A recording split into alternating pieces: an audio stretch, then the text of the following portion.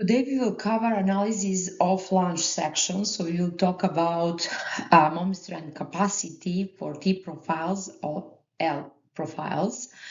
So we know that floor systems with slabs and beams are placed in monolithic pour, and in this case, slab acts as a top flange to the beam. So beam shown as shaded region here is referred as T-beams in a region AB, but if you have a beam CD, then you will have side beam. So this is the flange on one side, and that one is inverted or L spandrel beams. So this is the explanation. So we have a flange, which is in our case slab, and we have a beam, which is our web. So how to do analysis of flange section? So firstly, we need to check if we have positive or negative moment regions. So that really depends if you are talking about continuous beams, cantilever beams, etc. So in our case, we have the beam with positive moment at midspan, but also negative moments at supports. So we have a different section here, section AA, which will be positive moment, and section BB, which will give us negative moment very close to the supports. So in this case, let's say that we have some floor plan. We have the span between the columns 24 feet, then we have floor beam, span between the beam and the column will be 10 feet, so this is transverse span. And we have at midspan is our cross section AA, and cross section BB will be near to the support. So how to determine the section AA, so positive bending moment? We have a compression still up, tension still will be down. So this is tension zone, but in the cross section near to the support, we have negative bending moment, which means that we have tension still up or tension zone is up. Then we have a compression zone down with compression still. So how to do analysis of flange sections?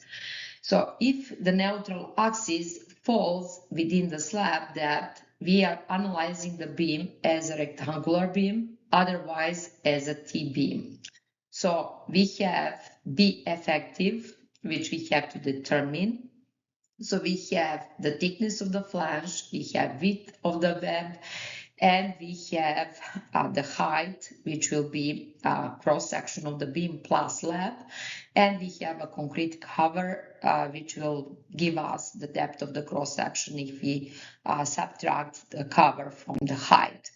So how to do analysis of flange section? We need firstly to determine B effective.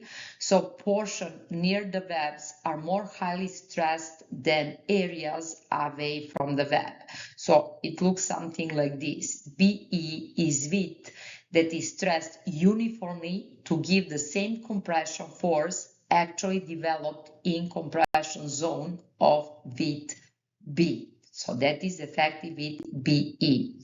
Effective with BE, we have some equation based on ACI section. So we have B width, which is the width of the web, plus SV over 2. SV is clear transverse span between webs.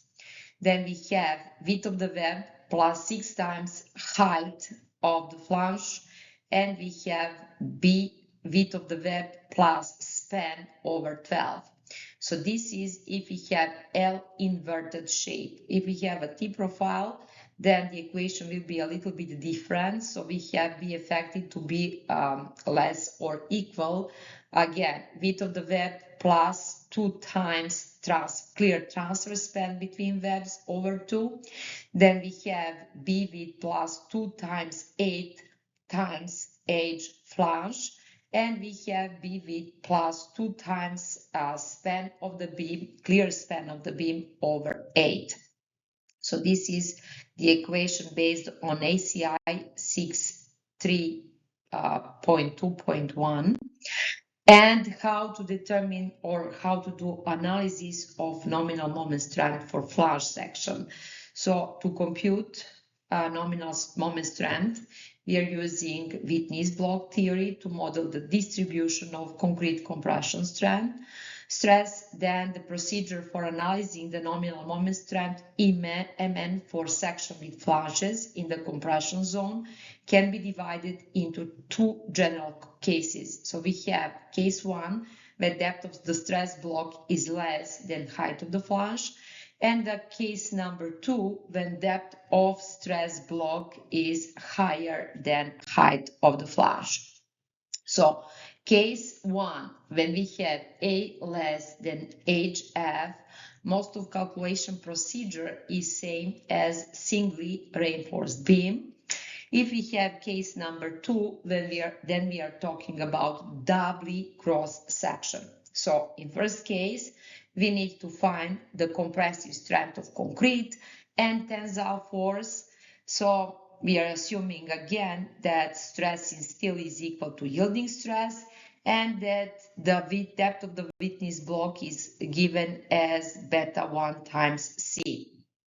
So this is the first case. And how to do the procedure. The first one, we are assuming that A is less or equal HF.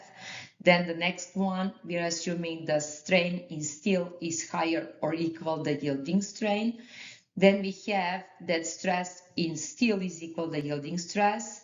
Then we are defining actual depth of the stress block, which will be compression force in concrete to be equal tensile force. And using the equation of equilibrium, we will determine that A is equal AS times F yielding over 0.85 times compressive strength of concrete, but in our case, we are using B effective, which we determine if it is not given to us.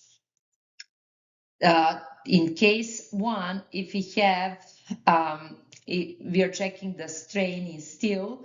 If epsilon S is higher than or equal than yielding, then we can compute the nominal strength capacity, which will be area of steel times yielding stress times the depth minus A half, and we are multiplying again with strength reduction factor. We need to take care if tension controls.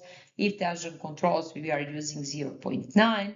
If compression controls, 0.65 or 0.75. And for transition, we are using the equation which is already given to you. Case number two, if we have that the depth of Whitney's block is higher than height of the flange, we need to split T profile into two subparts. First one will be overhanging flange. The second one will be full depth web. So this is overhanging flange, this is full depth web, and what we have to do here, we need to compute the compressive force which is coming from the flange. Then we have, using the equation that compressive force from flange is equal to 0.85 times FC prime times HF, which will be the height or slab thickness, then B effective minus the width of the web. That is the first one. Then we have to calculate how much is coming from compressive force of web.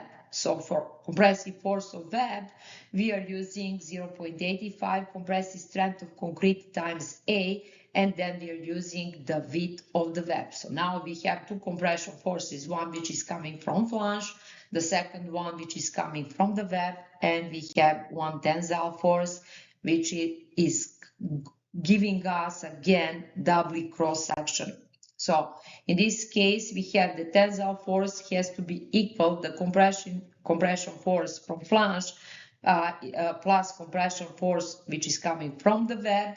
So using the equation that tensile force is area of steel times yielding stress, and for compression force in flange, we are using 0.85 times FC prime times HF, B effective minus width of the web, plus 0.85 compressive strength of concrete times width of the web times the depth of the witness block. So using this equation, we can determine what will be the value of the depth of the witness block, and that is given with this equation, that A is equal AS times yielding stress minus 0.85 FC prime compressive strength, height of the flange, which is slab thickness, B effective minus B web, and we have all of this to be divided by 0.85 times compressive strength of concrete times width of the web. So your moment strength capacity of T profile is given using the compression force in flange and compression force in web. So first one has to be multiplied with T minus thickness of the flange or height of the flange over 2, and the second one depth minus depth of the witness block over 2. If compression still is provided, then we have one more compression force, that is a compression force for steel. Now you have 3 compression forces to be equal to 1 tensile force, and then you are calculating like what we did in doubly compression force, or here is given the equation for you. So I have one example here where we have already given B effective to be equal 18 inch, then we have the depth of the web, width of the web to be 10 inch, the compression or centroid for the steel for concrete cover is 3.5 inch, and we have height of the T profile to be 28 inch, height of the flange is 5 inch, compressive strength is given 3000 psi, yielding stress is equal 60,000 psi, and we have modulus of elasticity of steel to be equal 29,000 ksi. So this is one of the example. So what we have to do firstly, we have to determine the depth of the witness block using the equation that compression force is equal tensile. So in our case, area of steel 6 number 8 will give us 4.74. We are using grade 60 for the steel, which means 60,000 psi. We are dividing by 0.85 times compressive strength of concrete, which is 4 times B effective given as 18 inch. You will get that the depth of the witness block is 6.2 inch. So 6.2 inch is higher than height of the flange.